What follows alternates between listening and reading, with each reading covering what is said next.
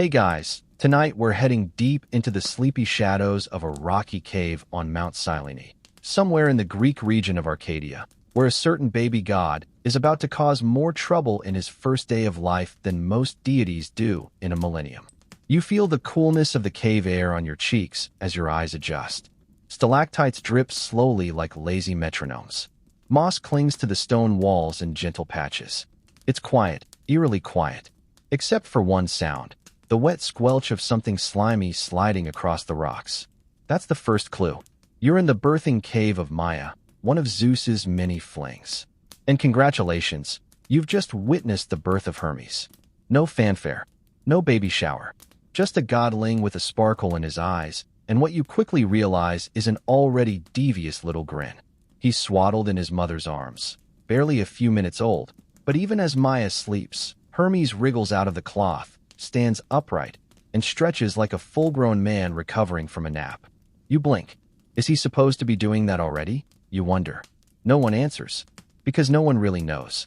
So, before you get comfortable, take a moment to like the video and subscribe, but only if you genuinely enjoy what I do here. And let me know where you're listening from, and what time it is. I'm always curious who's dozing off across the world with me. Now, dim the lights, maybe turn on a fan for that soft background hum, and let's ease into tonight's journey together. You follow Hermes. Yes, the newborn, tiptoeing past his mother with a slyness that could only be described as practiced. His little feet patter on the stone, each step confident, as if he's rehearsed this. He doesn't cry, doesn't wail. He just leaves, out of the cave and into the wild Arcadian night. Historians still argue whether this part of the myth was meant to symbolize Hermes' precocious wisdom or just be a hilarious jab at parental exhaustion. Either way, he's gone, and you're with him. He's got a plan, a good one, in his mind, but also completely absurd. He's heading toward a pasture because, naturally, he's going to steal some cows. Cows that belong to his half-brother Apollo, god of the sun, music, archery, and basically every extracurricular a golden boy could ask for. And remember, Hermes is a few hours old. The stars twinkle above you as you walk beside him. The dry grass rustles. Crickets chirp a chorus of lazy applause. And there, in the distance, a soft lowing sound. Apollo's prized cattle, snorting under the moonlight. Now here's the fringe detail most people miss. Hermes doesn't just take the cows. Oh no, he invents reverse footprints. He literally turns the cows around and walks them backwards to confuse any tracker. Then he makes himself sandals out of bark and weaves them with twigs to leave misleading prints. This toddler god is not playing around. You watch, mouth half open, as he pulls this off flawlessly. Not a single hoof mark pointing the right direction. Just a zigzaggy trail of nonsense in the dust. You know that one kid in kindergarten who always had suspiciously detailed excuses for stealing snacks? Yeah, that's Hermes. But he doesn't stop at thievery. No, on the way back he stumbles upon a tortoise. Poor thing, just minding its business, and gets an idea. Quirky fact time. The first ever lyre in Greek mythology was made by Hermes.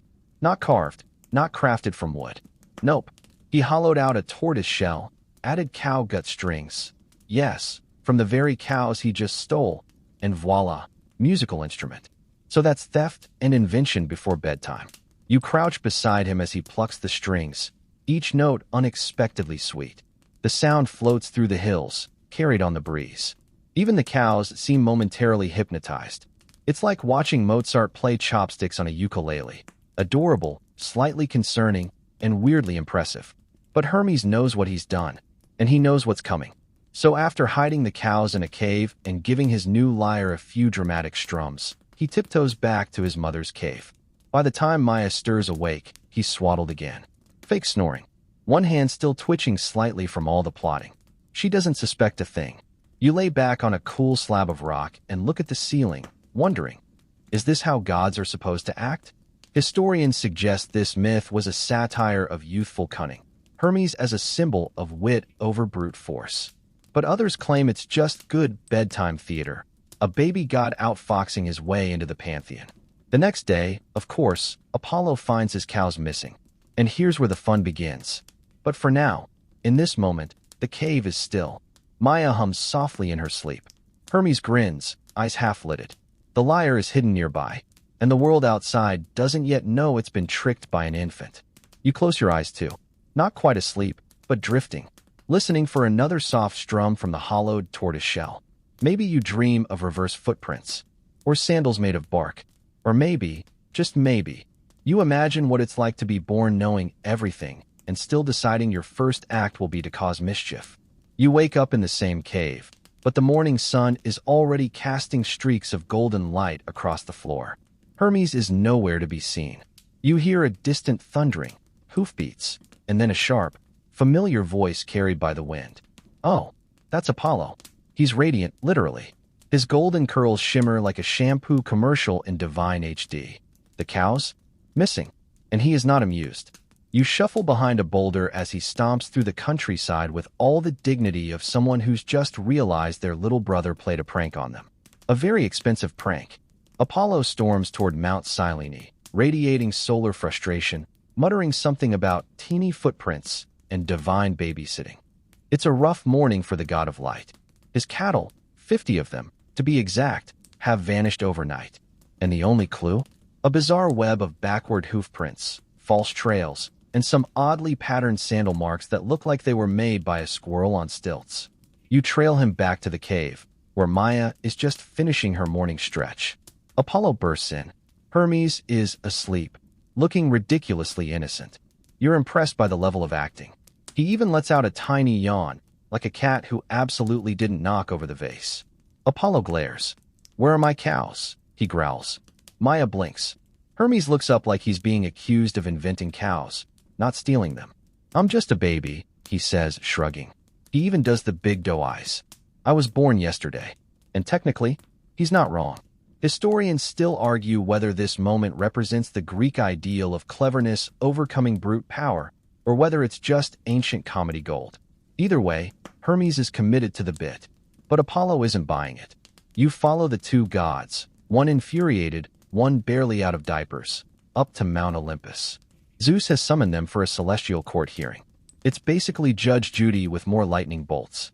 You climb the marble steps, gaze at the floating columns, and wonder if you should have brought popcorn. In the throne room, Zeus leans forward. He knows his son Hermes is guilty of something, but he's also wildly entertained. You get the sense he's watching the divine version of a toddler talent show. "Let's hear it," Zeus says, eyes twinkling. Apollo starts ranting about sacred herds, lost livestock, turtle guts. Hermes interrupts with, "I made music." There's a beat of silence. Then Hermes whips out the lyre. You can feel the air shift. He plucks a few notes, and the melody is soft, twinkling, hypnotic. Even the Furies seem momentarily soothed. One of them actually smiles, which is deeply unsettling. Here's your mainstream fact for the night. That moment, the debut of the lyre, was so important in Greek myth, it became the origin story for one of the central instruments of classical Greek music. The lyre would go on to symbolize not just art and beauty, but balance between chaos and order. And Hermes plays it like he was born for it. Because, well, he was. You notice Apollo's anger starting to fade. You also notice that Hermes is literally serenading his way out of a punishment. Zeus chuckles. Maya rolls her eyes. One of the muses swoons. Apollo, finally, sighs and says, "Fine." But then Hermes does something unexpected. He hands the lyre over. "This is yours now," he tells Apollo. "You're the god of music, after all." It's shockingly mature. Or possibly another long con, who knows? But the gesture lands. Apollo softens, visibly. Zeus, of course, is delighted. Crisis averted. The sun god gets a new instrument. The baby Trickster gets, well, he's about to get even more. Here comes the quirky bit. In return for the lyre, Apollo gives Hermes a set of winged sandals. They're shiny, golden, and extremely aerodynamic. He also tosses in a magic wand, the caduceus, though it hasn't quite developed its iconic snake design yet, and a job offer. Because nothing says, "Well done on your first con," like employment. Hermes, at age 1 day, is now officially the messenger of the gods. He straps on the sandals, gives you a wink, and whoosh, he's airborne. You're suddenly sprinting after him across clouds, nearly slipping on condensed mist. Hermes zigzags through the sky like he's played Mario Kart in the stratosphere. He's giddy, free, laughing. Down below, Apollo watches from Olympus with a new instrument, a grudging smile, and probably a list of new correlated passwords. As you soar beside Hermes, the world opens beneath you. Olive groves, sapphire seas, terracotta rooftops. You've officially entered Hermes' domain. Fast, unpredictable, always moving. Historians still argue whether Hermes' role as a divine trickster was meant to contrast with Apollo's structured, sunlit clarity, or if it reflected the Greeks' admiration for resourcefulness, especially in an age where cunning often meant survival. Either way, you feel it. Hermes represents motion, flexibility, wit. He's not here to follow rules. He's here to bend them into pretzels. By nightfall, Hermes has already delivered 3 divine messages, stolen back a thunderbolt as a joke, and taught a passing fisherman how to tie better knots. You're exhausted. He's not. But finally, as the moon climbs the sky and the stars begin their slow shimmer, he slows down. You both land on a quiet hilltop. The wind is soft. The sandals flutter gently on the grass beside you. Hermes lies back, arms behind his head, eyes flickering with ideas. "Not bad for my first day," he murmurs. You smile. "So what's next?" He grins. "I think I'll get a wand with snakes on it." And you're too sleepy to argue. You wake up on that same hilltop, dew clinging to your fingers, with the first beams of dawn warming your cheek. Hermes is already up, of course, pacing in loose circles, sandals twitching with residual wind. Something's clearly on his mind. His brow furrows, not in worry, but in curiosity. The kind of look kids give a blender before sticking a spoon in it. You sit up groggily, brushing grass from your tunic. Or was it a cloud? It's hard to tell with this altitude. "I need something more official," Hermes mutters. "A real wand." Because apparently, having invented music, conned Apollo, and landed a full-time gig with benefits isn't enough. He wants gear. Signature gear. You follow him as he descends the hill and walks into the woods, humming a tune from the lyre he no longer owns. The trees whisper above. Birds flit nervously, sensing something mythic is afoot. And soon, you find yourselves at the banks of a small stream where a pair of snakes are fighting over a frog. Hermes watches, tilts his head, and here's the kicker. He steps between them. One snake curls left, the other curves right. Then, completely on their own, they twist upward around the branch Hermes is holding like it's a flagpole. A double spiral. Perfect symmetry, tension, and harmony. You stare. That, right there, is how the caduceus was born. No thunderclap. No divine lightning. Just a kid with good timing and a stick. Fun mainstream fact. The caduceus, this wand with 2 entwined snakes, would eventually become a symbol of commerce, negotiation, and travel. But thanks to a modern mix-up with the rod of Asclepius, which only has 1 snake and no wings, people often think it's a medical symbol. Nope. Hermes would have made a terrible surgeon. He twirls it experimentally. It glows faintly, buzzes in your ear like static. "Perfect," he says. "Balanced." You can already tell it's not just decorative. There's something else going on. "Can it do anything?" you ask, eyeing the wand as it hums. Hermes grins. "Let's find out." You barely dodge as he points it at a nearby squirrel and mutters something in ancient Greek that sounds suspiciously made up. The squirrel freezes. Mid-scamper. Legs out like it's doing interpretive dance. Hermes frowns. "Too much," he says, waving the wand again. The squirrel unfreezes and bolts. You swear it flips him off with its tail. Historians still argue whether this origin story was purely symbolic. Hermes caduceus as a metaphor for diplomacy, duality, and negotiation, or if it was just an excuse to give him a cool prop. Either way, the symbolism stuck. Snakes, in Greek lore, often stood for rebirth, healing, and cleverness. All very Hermes. You follow him for a while as he tests it on various things. A rock glows. A bee becomes unnaturally polite. A grumpy tree stump laughs once, then goes quiet forever. Clearly, this isn't just a glorified stick. He names it Karakian, but admits that's a bit of a mouthful. You both agree magic wand with snakes has better branding. Eventually, he gets bored and decides to show it off. Cue the divine flex parade. Hermes zips from mountaintop to temple, showing off the staff like a toddler with a lightsaber. Gods raise eyebrows. Nymphs giggle. Even Athena nods with a tight-lipped, "Not bad." But Hera? Hera is suspicious. "Zeus lets you have that?" she asks, peering at the wand like it might bite her. Hermes shrugs. I earned it. You try not to snort. Soon, rumors start swirling on Olympus. The baby has a wand. It controls minds. It can summon sleep with a flick. It made my sandals fall off. Most of those are true.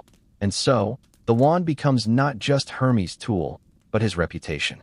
A symbol of duality, between action and rest, trickery and truth, chaos and grace. It whispers of neutrality. Hermes is, after all, the only Olympian allowed to go anywhere. Heavens, earth, underworld. No one else has all-access clearance.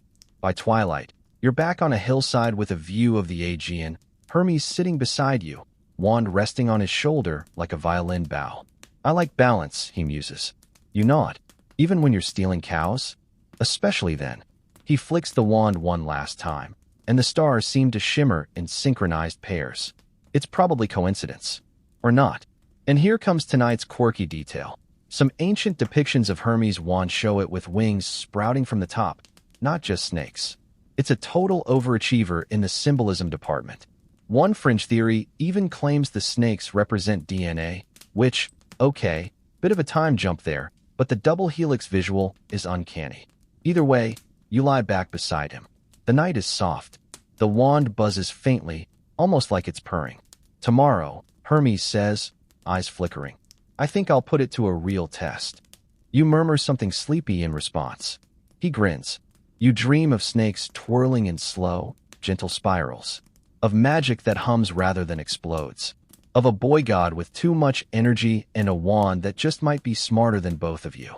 By now, you've stopped trying to keep up with Hermes. He moves like thought, quicker than logic, faster than reason, and with just enough mischief to make you question whether you're still awake or already dreaming. One blink, and you're in Arcadia. Another, and you're halfway up Olympus, listening to celestial gossip about how someone put hot pepper in Dionysus's wine last night. Spoiler, it was Hermes. But today's different. There's a stillness. The caduceus glows dimly in Hermes' hand as he perches on a ledge overlooking a sun-drenched valley. His sandals twitch like they're impatient, but he's waiting, watching. And that's when a golden chariot slams down beside him with all the subtlety of a rock concert. Apollo. He's in full radiant mode, as usual, glowing just enough to give everyone around him mild sunburn. He steps out dramatically, probably rehearsed it. We need to talk, he says, voice echoing in godlike reverb. Father wants us both on Olympus. Now, you wince. Mandatory family meetings rarely go well, especially when they involve Zeus. Hermes sighs, flicks his wand once for flair, and zooms into the sky, leaving a cartwheel-shaped gust in the grass. You follow, less gracefully, up the marble steps of Olympus where an enormous, gold-plated amphitheater has been conjured just for this hearing. It's not technically a trial, but the mood says otherwise. Zeus sits atop his throne, absently petting a lightning bolt. Hera is next to him, arms crossed like she's ready to launch an emotional subpoena. Apollo glows. Hermes floats in midair, upside down, spinning slowly like a lazy fan blade. The issue at hand. Hermes has been too good at his new job. Messages have been delivered so fast, it's upsetting the rhythm of divine prophecy. Mortals are freaking out. Oracles are having nervous breakdowns. One priest reportedly screamed, "The gods are speaking faster than I can write." Historians still argue whether this moment was meant to critique the sudden acceleration of communication in ancient Greek culture, like when sages or declarations traveled faster than social structures could absorb. Or maybe it was just another way to show how Hermes broke the mold. You hover in the back row as Hermes is asked to explain himself. He floats right side up, shrugs, and says, "You wanted efficiency." Zeus strokes his beard. "True. But now you've got mortals asking for divine push notifications." Hermes smirks. "Should I invent those next?" Hera snorts. "Don't tempt him." There's a pause. You think Zeus is going to punish him, or at least ground him. Do gods get grounded? But instead, Zeus gives that familiar twinkle-eyed look and says, "Let's expand your duties." And that's how Hermes gets his real job title. Not just messenger of the gods, but god of boundaries, transitions, and trickery. Oh, and patron of thieves. Because why not double down? In short, he's in charge of everything in between. The cracks. The thresholds. The liminal stuff. Quirky detail of the day. Hermes becomes the god you pray to when you're about to cross a border, literal or metaphorical. Stepping from land to sea. Hermes. Entering a city. Hermes. Starting a journey. Hermes again. Even things like making a difficult decision or switching careers. Yep, Hermes. And to make it official, Zeus sends him on a final initiation errand, a message delivery to Hades. Yep, the underworld. Hermes blinks once. Cool, he says, like he's being sent to a jazz club and not the realm of the dead. You, do not say anything. You're pretty sure you didn't sign up for underworld tourism, but here we are. With a flash of sandals and a tight grip on the caduceus, Hermes descends through layers of mist and darkness, cracking open reality like it's tissue paper. The temperature drops, the air thickens, and soon, you're stepping into a shadowy landscape of obsidian rivers, cold winds, and the faint sound of someone playing harp music way too slowly. Welcome to Hades. It's quieter than you expected. More orderly, too. Not so much hellfire as dim DMV with ghosts. Hermes walks with purpose, nodding politely to spirits, who all seem to recognize him instantly. You again, mutters one. Just passing through, another asks. You get the sense he's been here before. And here's the mainstream fact. Hermes is the only Olympian regularly allowed in and out of the underworld. While most gods avoid it like a bad tax audit, Hermes strolls through as if he's checking his mailbox. This unusual access makes him essential, not just as a guide for souls, but as a bridge between life and death, spirit and flesh. Delivery, Hermes says, finally reaching Hades himself.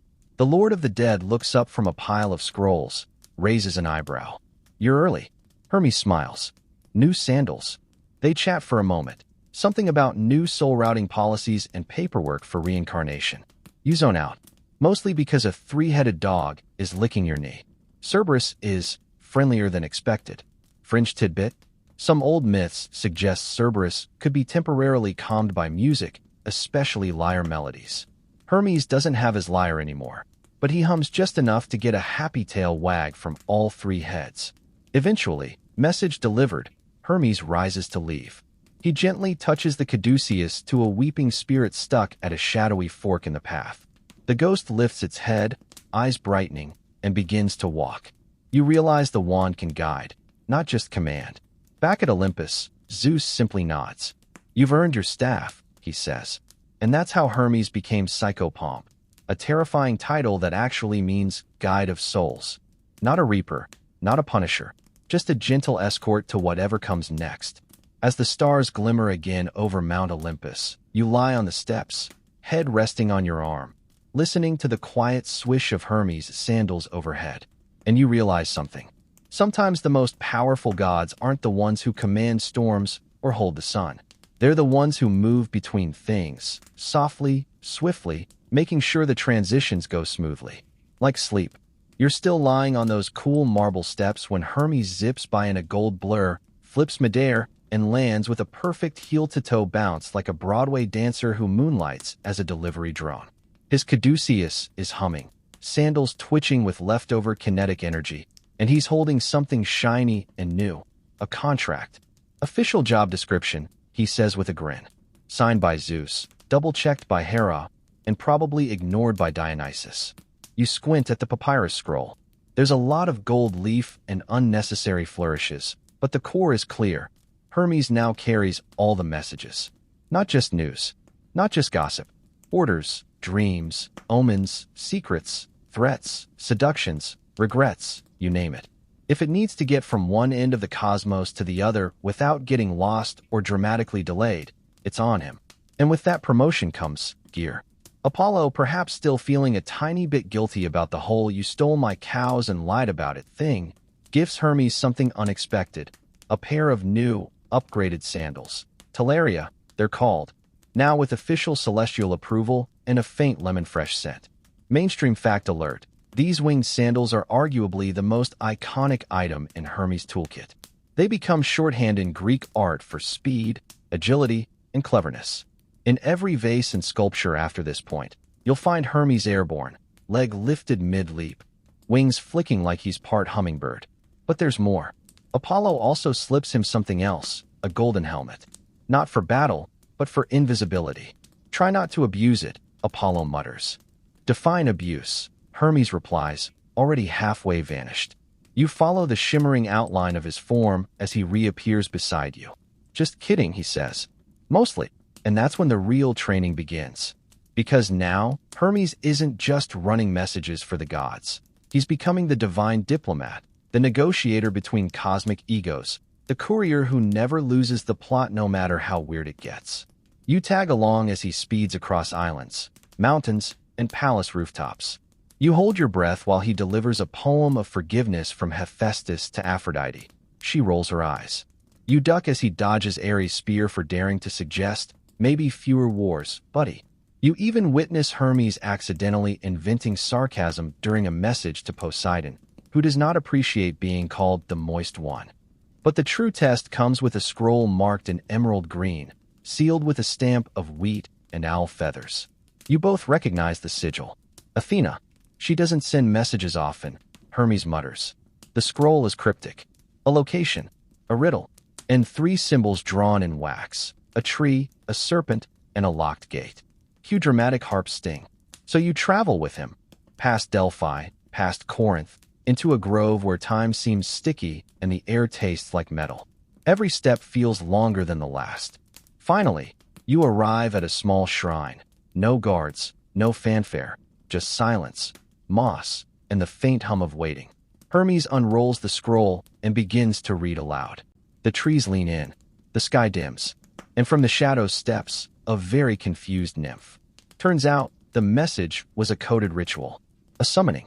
One Athena herself couldn't or wouldn't perform directly. But Hermes, as god of transitions, can open doors others cannot. And this was a door between realms, between timelines, maybe even between identities. Historians still argue whether this tale reflects ancient rituals of communication with spirits or gods via riddles and sacred objects, or if it's just another mythological metaphor for growing up.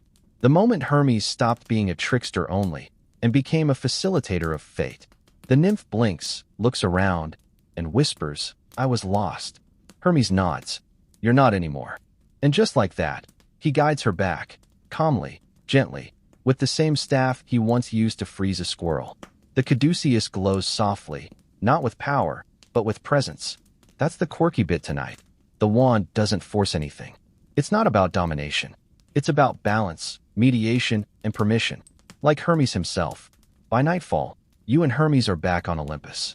He's lounging on a marble bench, golden helmet tipped over his eyes, sandals dangling off his toes like he just ran a cosmic relay and still had time to prank someone on the way. "I'm starting to like this job," he says. "You just like the accessories," you reply. He grins. Both can be true. The stars blink overhead.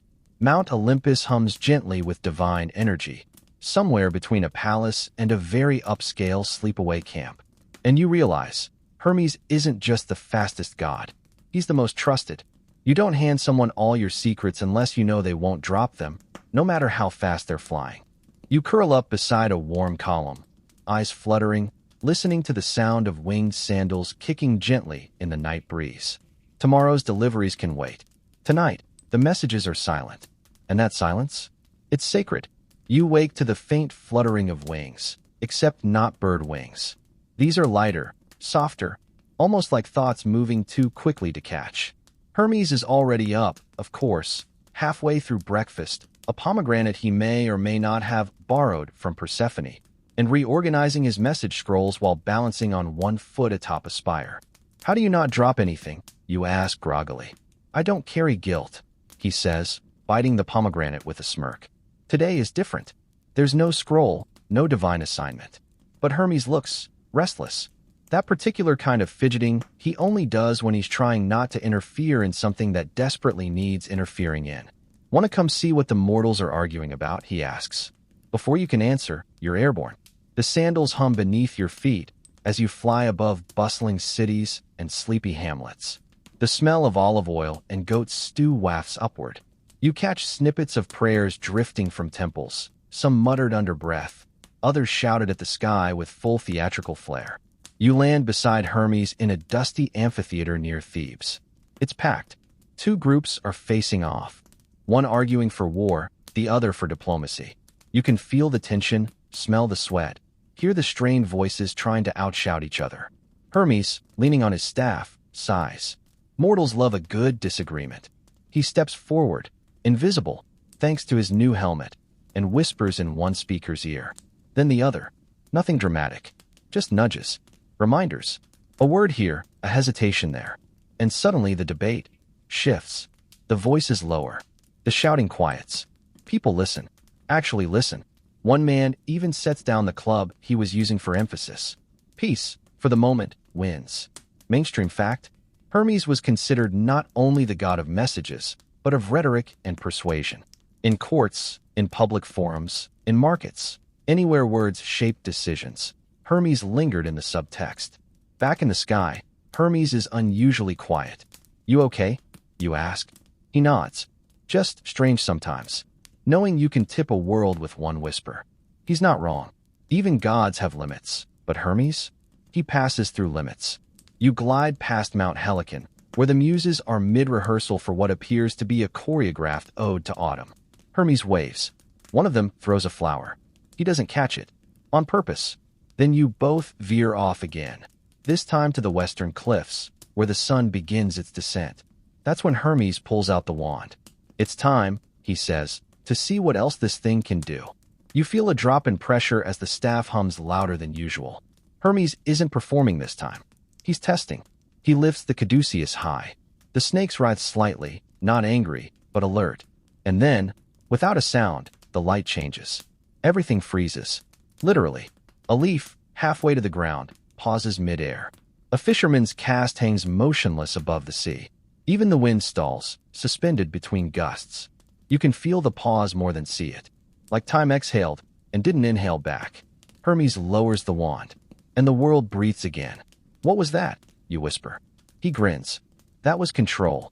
Historians still debate whether Hermes ever wielded time magic, or if this was a later invention tacked on to explain his uncanny punctuality.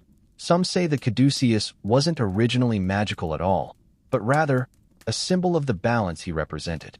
Others argue he was never meant to freeze time, only to move through it sideways. But you were there, and you felt it. He doesn't try it again. Not today. You land near a quiet meadow as the sun dips below the horizon. Hermes removes his helmet, lets his curls catch the dying light. For the first time, he looks tired. "That much power," he murmurs, "requires restraint." You nod. "Did you feel like you could stop everything forever?" He pauses. "Maybe. But why would I?" There's that Hermes duality again. He could cause chaos. Instead, he dances with the edges of it. He could freeze time for eternity. Instead, he lets the moment pass. Quirky tidbit for tonight. In some lesser-known poems, Hermes is said to visit mortals at the moment they're about to make their biggest mistake. Not to stop them, but to give them one last thought. A hesitation. A reconsideration. A single beat in which they might choose differently. Not control. Just space. He lies back in the grass, caduceus resting on his chest like a coiled thought. The stars begin to blink awake, hesitant at first, then bolder. "You know," he says, "sometimes I think the real power isn't in the wand or the sandals or even the gods. You wait. It's in the pause. The space between things. That's where choice lives." You lie beside him, letting that settle in your bones. The ground is warm. The breeze returns, softer now, like it's whispering old names. Hermes hums, an echo of his first lyre tune, maybe, and the snakes on his wand flick their tongues once, like they're dreaming too. Morning doesn't arrive so much as sneak in, slowly replacing starlight with gold. You and Hermes are still on your backs in the meadow. He's humming softly, half asleep, twirling the caduceus above him like it's a baton at a divine pep rally. You're not quite sure if he's dreaming or composing a new lie to tell Apollo. Possibly both. But eventually he sits up. "I have a message," he says, tapping the staff lightly on the grass. "And this one's delicate." You raise an eyebrow. A love letter? A threat? A refund request from Hera? Worse, Hermes mutters. Politics. Before you can protest, you're airborne again, cutting through the clouds like a hot knife through whipped ambrosia. The sandals were softly beneath your feet as you approach a mountaintop dotted with marble columns and very tense-looking minor gods. At the center of the gathering is a large, red-faced deity named Kratos. Not the video game one, but the actual Greek one, wrathful embodiment of power and loyalty. He's pacing, muttering about loyalty pacts and boundary lines, and has a scroll clenched so tightly you're surprised it hasn't ignited. Your job is simple. Keep quiet. Hermes' job? Talk Kratos out of declaring a private war over a border dispute between two divine shrines, one built half a palm's width into another's territory. Seriously, you perch on a nearby column and watch Hermes work. He doesn't start with commands or facts. No ultimatums. Just curiosity. Why does that inch matter so much to you? He asks Kratos, gently. Kratos growls. Because it's mine. And so begins the dance. This is the Hermes no one sculpts. The negotiator, the mediator, the one who can talk down a war god without using lightning bolts or threats of being turned into a pinecone. Mainstream fact time. Hermes was often invoked as a god of diplomacy and boundaries, not just physical ones, but also emotional, legal, and moral boundaries. He governed the gray areas that most other gods refused to touch. You watch as he slowly disarms Kratos, not with weapons, but with logic. So if you claim that hill, Hermes says, then the spring runs into your field, but the shrine gets flooded. Kratos frowns. Maybe. And if the shrine gets flooded, the prayers stop. Kratos grunts. I hate this. Hermes grins. Me too. The scroll is eventually signed. No battle. No divine smackdown. Just a small compromise, sealed with an eye roll and a grunt. Quirky tidbit. Some local myths say that Hermes once mediated a feud between two rivers. Yes, literal rivers. The Pactolus and the Caster apparently got into a splashy argument about fishing rights, and Hermes calmed them both by convincing them their waters would taste better if they just shared. You return to the sky, the morning now stretching into afternoon. Hermes is quiet again, steering the air with his sandals, Caduceus lazily dragging a trail of golden light behind him. I like the hard ones, he murmurs. The moments where words can bend fate. You nod. That wasn't magic. Nope, he says, smiling. That was just timing. And speaking of timing, the wand suddenly shivers in his hand. You both freeze midair. Something is off. Something's wrong, Hermes whispers. The Caduceus pulses again, and you're pulled, not by choice, toward a hillside temple in the far north. As you approach, you see it. A young priestess, collapsed on the temple steps, clutching a scroll and weeping. Her lips move, but form no sound. Hermes lands softly, kneels. The scroll is still sealed, her fingers white-knuckled around it. You help gently unpeel her hand. Hermes breaks the wax. The message inside? It's from Hecate, goddess of crossroads, asking for aid. But it was never delivered. Something had interrupted the message. Something had stopped the flow of movement. Hermes frowns deeply. This is bad, he says. He touches the Caduceus to her forehead and closes his eyes. And this is when you see it. A faint line, glowing blue, connecting the priestess to another temple miles away. A line that should have been completed, but was blocked. Disrupted. Hermes whispers something to the wand. The snakes blink in unison. And suddenly, snap, the connection flows again. The priestess gasps. Breathes. Her eyes flutter open. You're real, she says, barely audible. Sometimes, Hermes replies. And just like that, balance is restored. Historians still argue whether Hermes' power was meant to symbolize the importance of unseen systems. Infrastructure, communication, transport, even emotional regulation. Some scholars point to his role as a kind of ancient network administrator, ensuring that the divine operating system didn't crash due to blocked rituals or lost prayers. Back in the clouds, Hermes looks tired again. That took more energy than expected, he mutters, adjusting the strap on his sandal. Because it wasn't just a message, you say? It was connection. He looks at you, smiles. You're getting it. You glide together in silence for a while. The wand no longer hums. The wind calms. Even the clouds seem to part a little more easily for you both. At sunset, you land on a quiet overlook. Hermes draws a circle in the dirt with his staff. Everything we do, he says, is to keep this moving. The circle? He nods. Of life. Of messages. Of meaning. And beneath the stars, you finally understand something. Hermes isn't just a trickster or a messenger. He's the breath between heartbeats. the pause before a choice, the invisible path that keeps it all connected.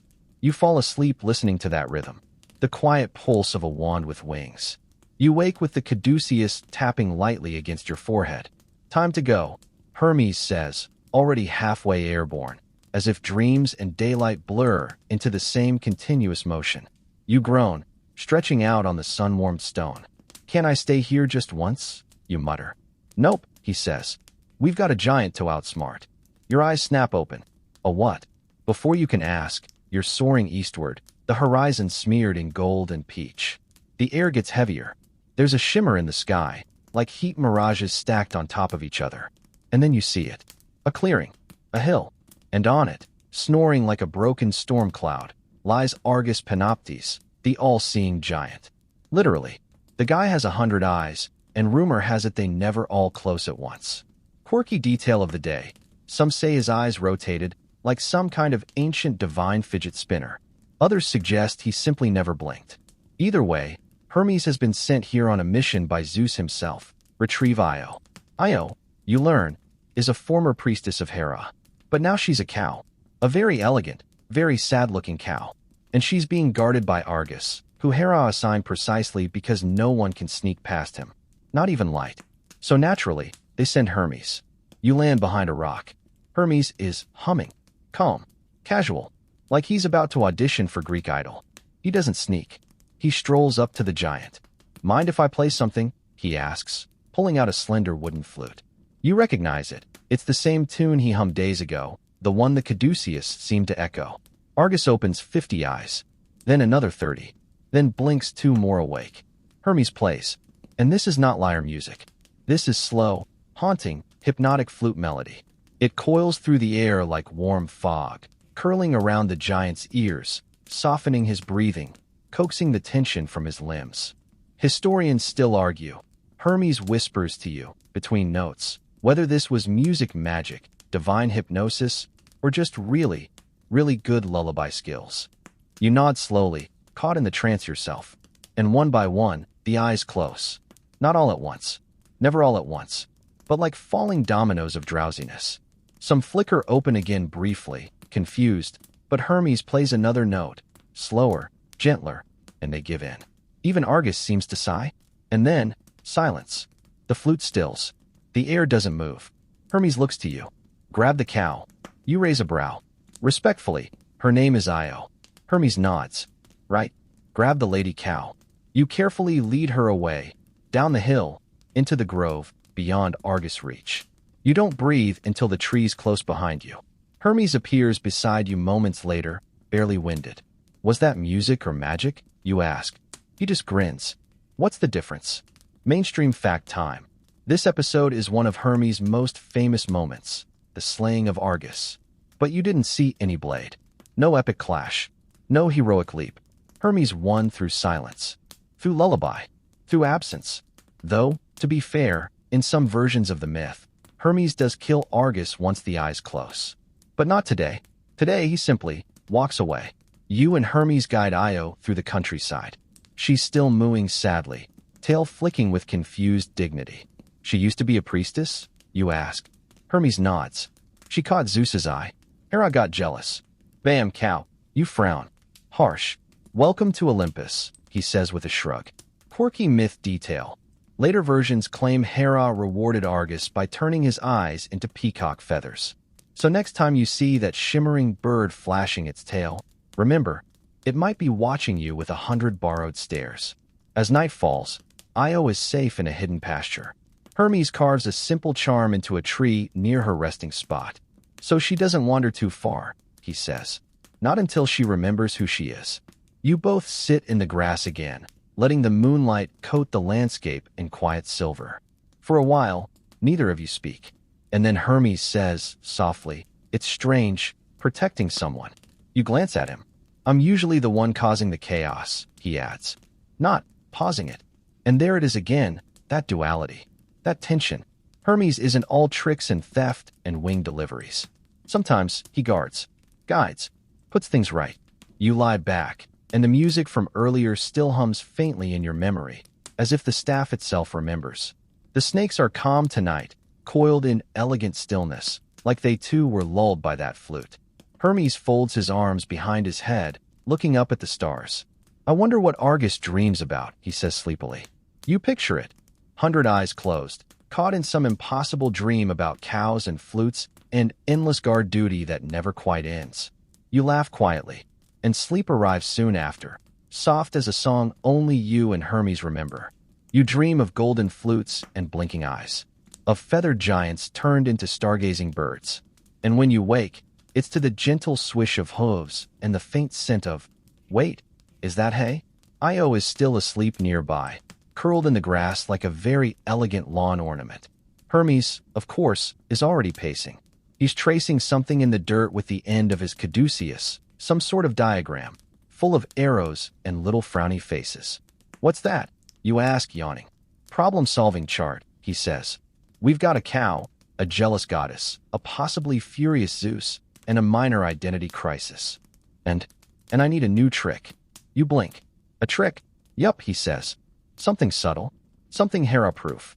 You groan. That's not a thing. Hermes only grins. Want a bet? And with that, you're off again. This time, your destination is Hera's temple. Yep, her temple. You're flying straight into the lion's den. Or more like the peacock's parlor. You land at the edge of a cliff overlooking a pristine marble complex wrapped in ivy and incense smoke. The priests are mid-ritual. Hera's presence can be felt. Heavy, orderly, proud. Hermes doesn't enter directly. He waits, watches, and then he pulls something out of his satchel. A pipe. Not a flute. Not a lyre. This one's simpler, reedier. He tests a few notes. Too joyful, he mutters. Tries again. Too suspicious. You raise an eyebrow. You're going to trick Hera with music? Not trick, he says. Persuade. And with that, Hermes plays. It's soft at first. A pastoral tune. Rolling and lilting like a lazy stream. It drifts into the temple courtyard, weaving between the pillars, curling beneath the priest's sandals, and lifting toward Hera's marble statue with all the arrogance of a bird sneaking crumbs from a feast. You watch the atmosphere shift. The tension lessens. One priest forgets his line. Another sighs audibly. Somewhere a peacock coos. And then it happens.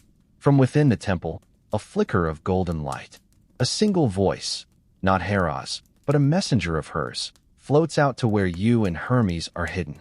Release the cow, it says. Just like that. You both freeze. Hermes blinks. Well, that worked better than expected. And Io, she's suddenly standing upright, blinking wide eyes. Her hooves shimmer, shift. You watch in awe as the bovine frame melts away like morning mist. In her place stands a woman, shaking, blinking, utterly human again. I remember, she whispers. Hermes steps forward, offers her a cloak. Welcome back. Mainstream fact, in many versions of the myth, Hermes does more than just rescue Io. He helps trigger her transformation, not through brute force, but by navigating Hera's pride, Zeus's guilt, and the chaos of divine drama with gentle cunning. His intervention was surgical, not explosive. But that doesn't mean the consequences are over. You're barely airborne again when a crack of thunder rips across the sky. Oh great, Hermes mutters. She noticed. She being Hera, of course. You veer sharply toward a nearby cave for cover as storm clouds gather unnaturally fast. Hermes lands hard, nearly slipping, the caduceus glowing with reactive energy. She's mad. She's curious, he says, which sounds far worse. Inside the cave, Hermes begins etching a protective circle in the stone. Not with spells, just logic. Ancient symbols of neutrality, of non-interference. He isn't fighting Hera. He's creating a zone where her power doesn't apply. And here's your quirky tidbit. Hermes wasn't just the god of speed and messages. He was also known for creating sacred boundaries. Places outside of conflict. Zones of neutrality. Think of them as ancient do not disturb signs with divine consequences. Outside, the thunder softens. The wind slows. And then, from the cave's edge, a voice. Not loud. Not angry. Just regal. I know what you did. Hermes bows his head. Yes, Lady Hera. A long pause. She is not my concern anymore, Hera says. But you walk dangerously close to the edges. Hermes doesn't flinch. I live in the edges. And just like that, the wind lifts, the pressure releases, and you feel the goddess retreat. Not defeated, just appeased. For now, you and Hermes sit in the cave for a long while afterward. The fire he conjures is small but warm. The caduceus rests in the dirt beside you, its snakes asleep, coiled in twin spirals. That was close, you whisper. Hermes nods. But worth it. Io sleeps nearby, breathing evenly for the first time in centuries. You watch her with a strange sense of peace. She'll have a long road, Hermes says. Will she be okay? She'll be free, he replies. That's a start. You lie back, watching shadows dance across the cave ceiling. The silence isn't heavy. It's earned. And you realize, Hermes doesn't win by overpowering his enemies.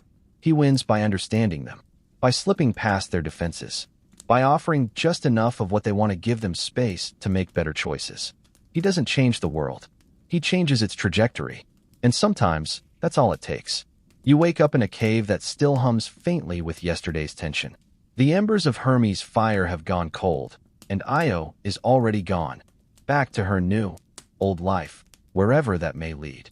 Hermes, however, is exactly where you left him, sitting at the mouth of the cave, caduceus balanced across his knees, eyes fixed on a horizon only he can read. He turns as you stir. Want to see something gloomy? You don't even answer anymore. He takes that as a yes.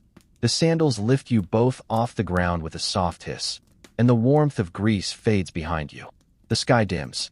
Clouds thicken, and then the world flips. Quite literally. You feel it in your bones. Down is no longer down. You're heading into the underworld again. This time, there's no ceremony, no grand descent or flaming gates. Just a slow transition into dimness. The air grows colder, heavier, but somehow familiar. And Hermes? He's perfectly at ease. The caduceus glows faintly, illuminating the path through craggy tunnels and black glass corridors. It pulses like a heartbeat. You stay close. I come here more often than they think, Hermes murmurs. Someone has to. He doesn't mean messages this time. He means souls. Because tonight, you're not just a visitor. You're accompanying Hermes on one of his more sacred duties, the psychopomp, a fancy word for a very serious role. Hermes doesn't just flit between Olympus and Earth. He also guides the dead. Not in chains. Not with fear. Just gently. And tonight, you meet them.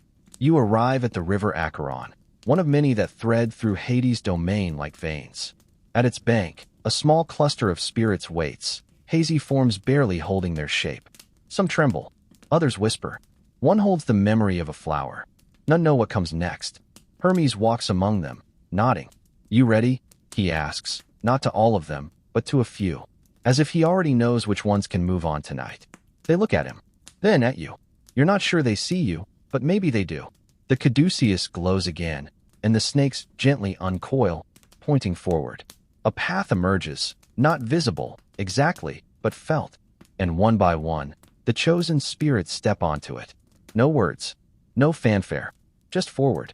Here's your mainstream fact. In ancient Greek belief, Hermes was often invoked during funerals, not to beg for salvation, but to ensure a smooth journey. He didn't judge, didn't punish, just led the way. You and Hermes follow the procession for a while, deeper into the gloom. Cerberus snoozes at his post, wagging one tail lazily at Hermes. The others twitch in their sleep. You pet one absent-mindedly. The fur is soft, and also slightly on fire. Eventually, Hermes stops at a fork in the path. Only this far, he says. The rest is theirs. The spirits pass through, and the path dissolves behind them. You stand there a while, trying to process the quietness. The weight of it. Hermes leans against a cold boulder, expression unreadable. They never scream, he says. You glance at him. When they're with me, I make sure they don't scream. You sit in the dust beside him, caduceus humming faintly between you. Quirky tidbit. There's an obscure hymn that claims Hermes once calmed an entire army of dead warriors by playing a lullaby on the lyre, keeping them from haunting their old battlefield out of grief. You don't know if it's true, but tonight, it feels possible. After a time, you both head back. Hermes walks slower now, letting the silence hang. Not heavy, just earned. Even the sandals seem to honor it, making no sound on the cave floor. When you emerge from the darkness, dawn is breaking. You squint into the light. Hermes stretches, like he's shaking off the night. Okay, he says. Time for something lighter. You snort. Got any jokes? Only ones about mortal taxes. Too soon. You're back in the sky before long, and Hermes seems to bounce back with each passing mile. By the time you reach the eastern coast, he's whistling again, caduceus spinning like a baton. I think I'm going to write a play, he says out of nowhere. You tilt your head. About what? Death, mostly, but with puppets. Of course. You land in a grove near a small temple where a funeral is taking place. Priests chanting, family members grieving. Hermes doesn't interfere. He just watches. And as the rites finish, he steps forward, unseen, and leaves a single feather on the altar. Just a little piece, he murmurs. You turn to leave, but something stops you. You glance back at the feather, now glowing faintly. Not magic, just light catching at the right angle. Or maybe both. Do they know it's you? You ask as you walk. Some do, Hermes says. Most don't, but they feel it. He nods. If I've done it right. You're quiet for a long while. The breeze tugs at your sleeves. Somewhere behind you, the caduceus hums in its sleep. And you understand, Hermes isn't the god of death. He's the god of not being alone in it. You're somewhere between sky and thought when Hermes turns to you mid-flight and says, "Time for a little mortal meddling." You already know that tone. Big meddling, he adds. Olympian scale. I promise it'll be fun. You groan. What now?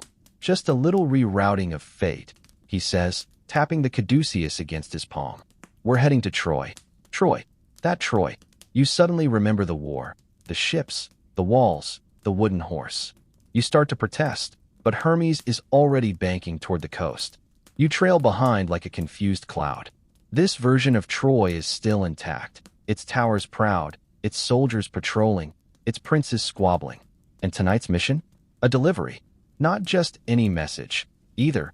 Hermes has been sent to retrieve a specific person from a very tense situation. Paris. Yes, that Paris. The one with the apple, the face that launched 1,000 ships situation, the slightly too handsome for his own good prince. Hermes' task is to get a message to him. Quietly, discreetly, invisibly. No pressure. You land just outside the walls. Hermes activates his invisibility helmet, and in a blink, he's gone. You follow the faint shimmer of his sandals as he creeps through corridors, slides past guards, and ducks under archways with the casual confidence of someone who's never once gotten caught. Eventually, he finds Paris. The prince is brooding, naturally, sitting by a window, probably writing moody poetry about Helen and complex geopolitical consequences. He's got that, "I've doomed my entire civilization, but at least I looked good doing it" vibe. Hermes whispers the message directly into Paris's ear. Paris stiffens. He's heard it, though not as a voice. More like a thought that isn't his. His eyes narrow. A decision forms. And then Hermes is gone. Back in the sky, you try to piece it together. Was that a threat? You ask. A nudge, Hermes replies.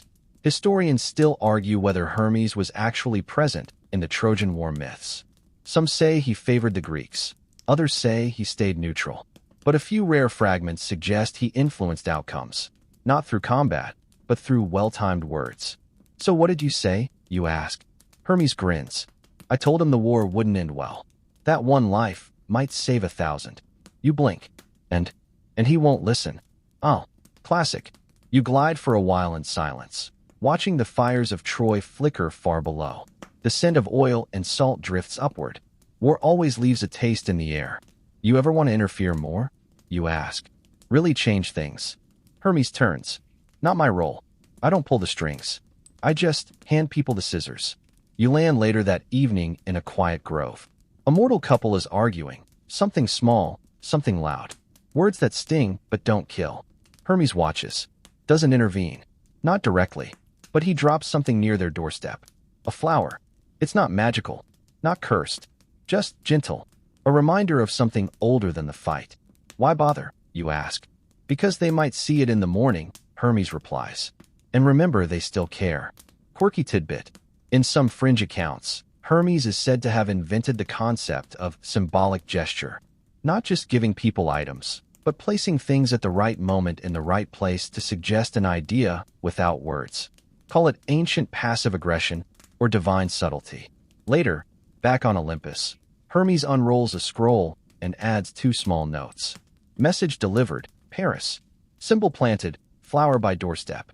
He stretches, tossing the scroll onto a pile. How do you keep track of all this, you ask? I don't, he says. The wand remembers for me. You look at the caduceus. Its snakes are still, but their eyes seem a little brighter. Watching. Recording. Mainstream fact. Hermes wasn't just a god of movement. He was also considered a recorder of transactions, messages, and events. Before Hermes, memory was oral and chaotic. After Hermes, there was record-keeping, the beginnings of order. Sometimes, he says, leaning back, the smallest message is the most important. Even one you can't see, especially that. You fall asleep beside a fountain in the courtyard of his temple, half-built, incense still curling upward from bronze bowls. Hermes is above you on the roof, legs dangling off the edge, softly tapping his sandals together like he's waiting for something. Or someone. The wind carries a whisper from the west. Another soul. Another message. Another choice. He stands. No rest for the winged, he murmurs.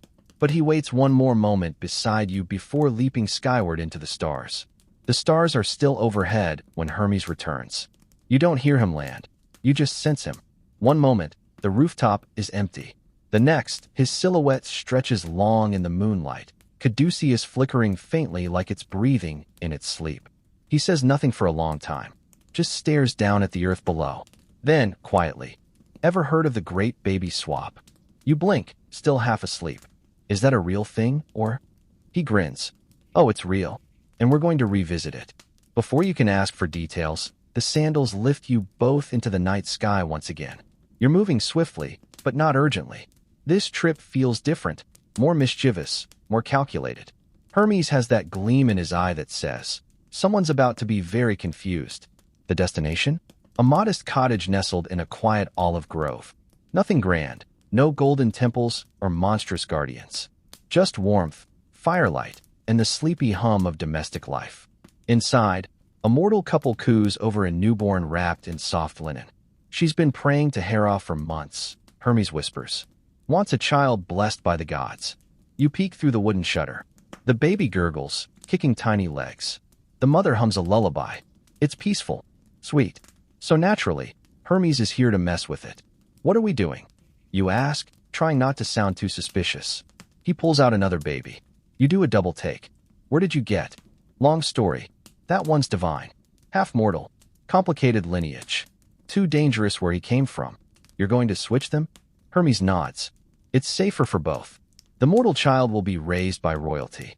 The divine one gets peace and anonymity. It's not a punishment. It's balance. You gape. Do the parents ever know? Eventually, he says. Or not. Depends on how you define truth. Mainstream fact. Stories of infant swaps, sometimes done by Hermes, other times by fate or meddling nymphs, exist throughout Greek mythology. These swaps often explain how unlikely heroes are raised in humble homes, unaware of their divine blood until later. Achilles, Heracles, even Dionysus had versions of this origin drama. With startling gentleness, Hermes enters the home, completely unseen. He lifts one child, leaves another. The parents don't stir. The caduceus glows faintly, casting just enough light to make the moment seem sacred. And then it's done. No lightning. No trumpet blare, just a quiet click of destinies changing places. Back outside, Hermes watches the window. The mother is still smiling. The divine child wriggles in her arms, already adapting to the unfamiliar warmth. You sure this is right? You ask. He nods. They'll each live better lives this way. You drift down into the grove beside him. The trees sway softly, whispering like old ants who suspect something but won't say it aloud. Quirky tidbit for tonight. In at least one strange local myth, Hermes was said to have invented midwifery, not by delivering babies, but by ensuring the right ones ended up in the right places. Divine matchmaking, in a way. As dawn creeps in, you and Hermes walk through fields of sleeping sheep and tiny frogs still croaking their midnight lullabies. You ever wonder, you ask, if any of them would have been happier staying where they were? Hermes shrugs. Happiness isn't always the point. Growth is. Safety is. And sometimes, you don't know what you were saved from. You walk in silence for a while. Then, the swapped one. You say, what happens to him? Hermes smiles. He'll grow up thinking he's normal.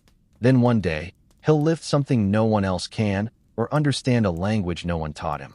and everything will change. You whistle softly. Nice origin story. Hermes winks. A little chaos makes the best heroes. You rest later in the branches of an olive tree, watching the swapped family from afar. The father rises with the sun. The mother hums again. The baby laughs, a bright, perfect sound. The other child? Already far away. Hermes has tucked him into a home that needs a miracle. They don't know it yet, but they will. You think they'll thank you? You ask. Hermes leans against the trunk. No. Do you care? He chuckles. A little. You close your eyes to the rustle of leaves and the soft purring of the caduceus resting against Hermes' shoulder.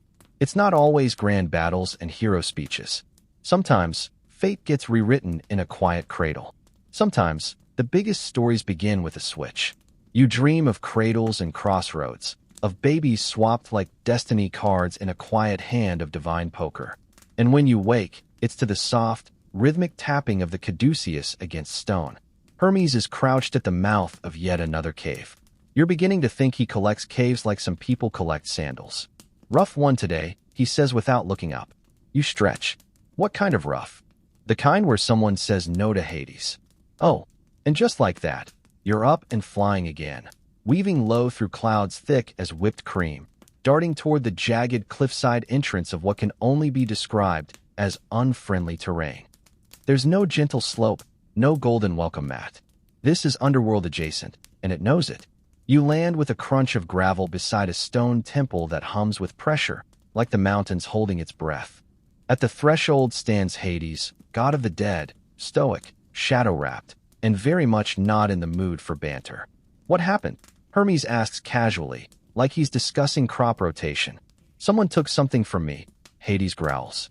You glance at Hermes, who frowns. That's not typical. Almost no one steals from Hades.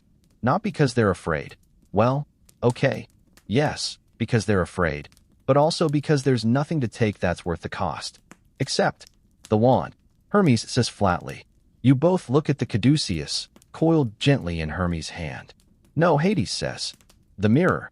Oh, that. See, here's your quirky detail of the day.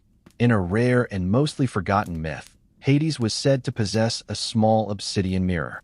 Not for vanity, he's not that guy, but for truth. The mirror didn't reflect your face. It reflected your choices, your true self, what you've done and what you might yet do. And someone stole it. I need it back, Hades says, jaw clenched. Before it's used. Hermes sighs. Let me guess. They don't know what they're holding. Mortals never do. So now you have a new mission. Retrieve the mirror before it ruins someone's life. Hermes wastes no time. You rocket toward the mortal realm, caduceus humming like a tuning fork locked on a very bad signal. The mirror isn't far. An island temple, halfway crumbled, being repurposed by a mortal priest who fancies himself a prophet. You land silently outside the ruin. Inside, the man stands before a crowd, waving the mirror and proclaiming visions. But the people look sick. Not physically, emotionally. There's fear in their eyes. Shame. Grief. It's not prophecy he's spreading, it's guilt. That mirror, Hermes says, only reflects what you hide from yourself. He's turning it outward. Mainstream fact? The Greeks often saw truth as something best revealed gently. Oracles were cryptic for a reason. Too much clarity too fast could destroy you. This mirror? It skips the riddles and shows your inner flaws raw and unfiltered. Hermes enters the hall, not invisible this time. He wants to be seen. The priest falters. Messenger. He stammers, trying to hold the mirror higher, like it might protect him. It doesn't belong to you, Hermes says, voice calm. I've helped them, the priest snaps. They've changed because of it. Hermes shakes his head. They've shattered. That's not the same. You see it now, how the mirror catches not light, but emotion. It bends it, weaponizes it. People in the crowd start to cry quietly. A child clutches her mother's hand and whispers, "Make it stop." Hermes walks slowly forward. The caduceus glows, and something astonishing happens. The mirror stops reflecting. Its surface dulls. Its hold breaks. The priest staggers, dropping it. It clatters to the floor and cracks, just slightly. Hermes kneels, picks it up, and wraps it in a length of silk. You don't need to see all of yourself at once, he murmurs to the crowd. Sometimes a little mystery is mercy. He leaves the temple in silence. You follow. Later, back in the misty shadows near the Styx, Hades takes the mirror without a word.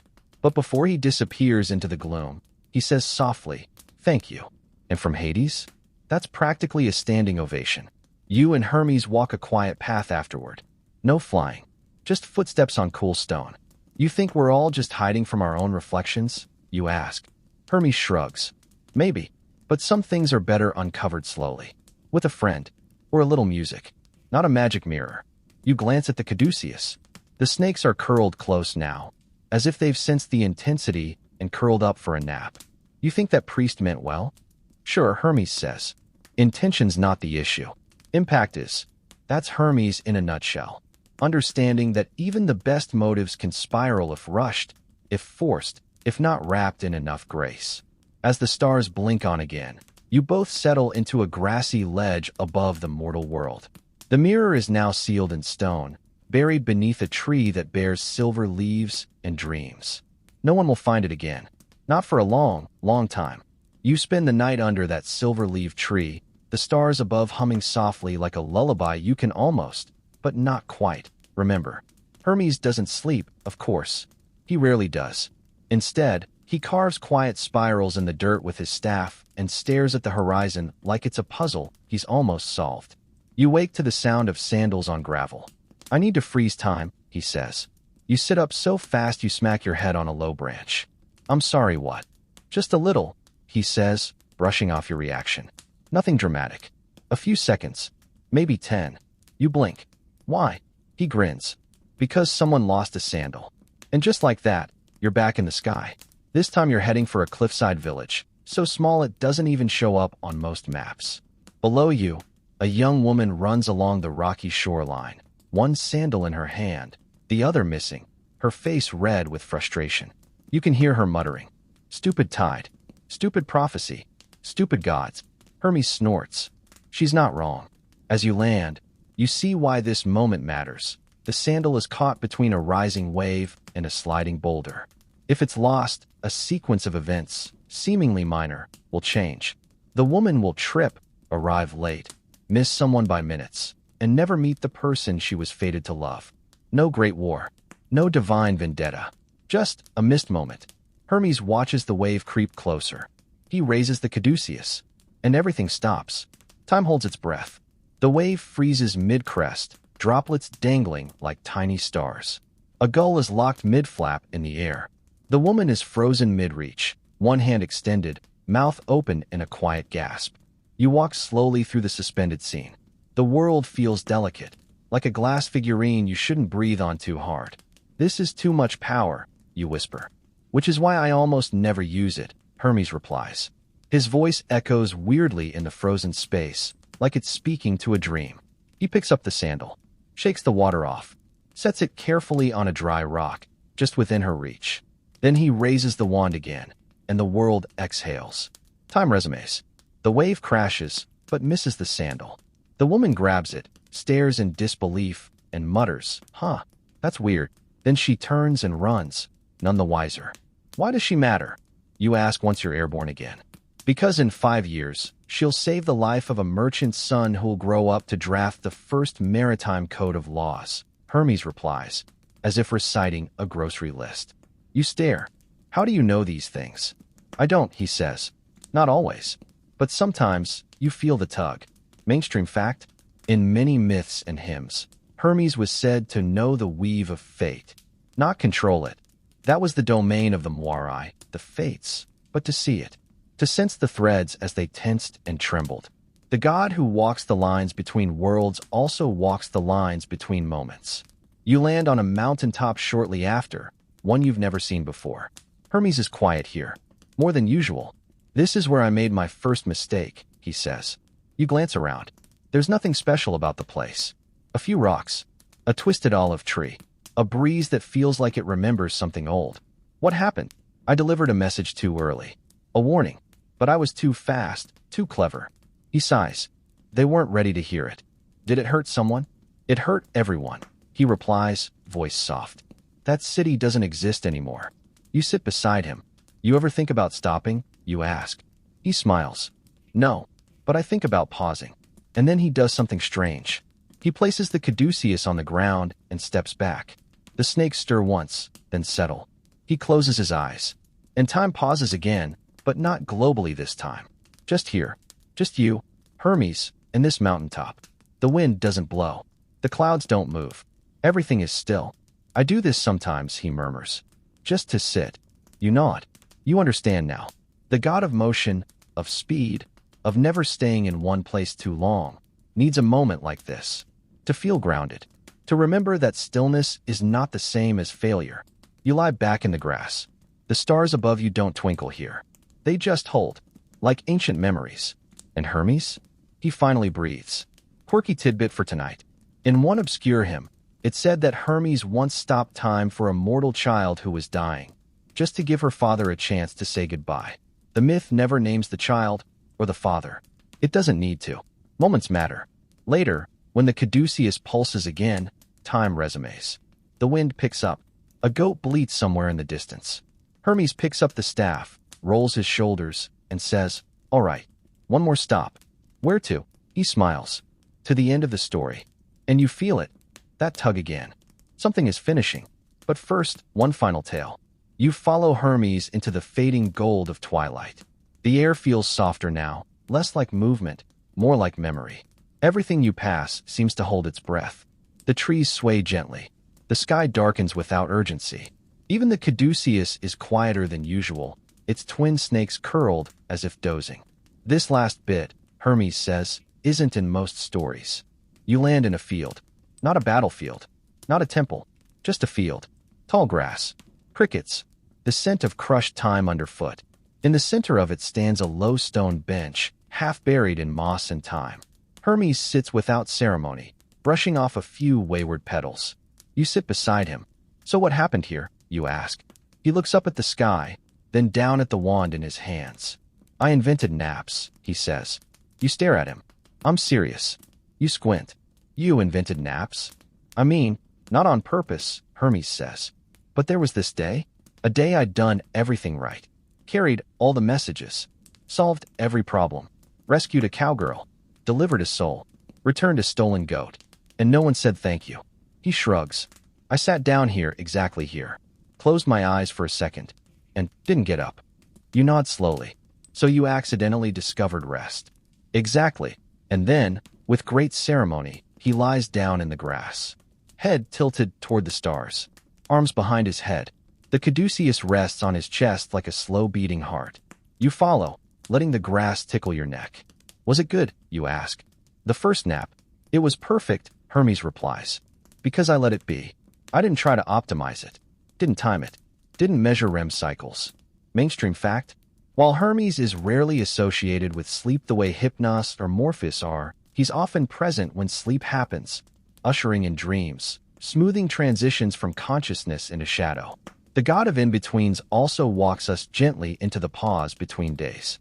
And tonight, you feel it. A stillness deeper than silence. Hermes hums something. A lullaby, maybe. You're not sure if it's the lyre tune from long ago, or just a rhythm he carries inside himself. The snakes on the staff shift ever so slightly, then settle again. "You ever think about what happens after?" you whisper. He nods. "All the time." "What's next?" He smiles. "Another story." You lie there for a long time. The stars feel closer now. The breeze softer. Hermes doesn't speak, but you know he's still awake, still listening. To you, to the world, to the music of sleep itself. And finally, you feel it. That invisible threshold. The one you cross each night. The one he guides you over, gently. You drift. Not into darkness, but into pause. Into the sacred still.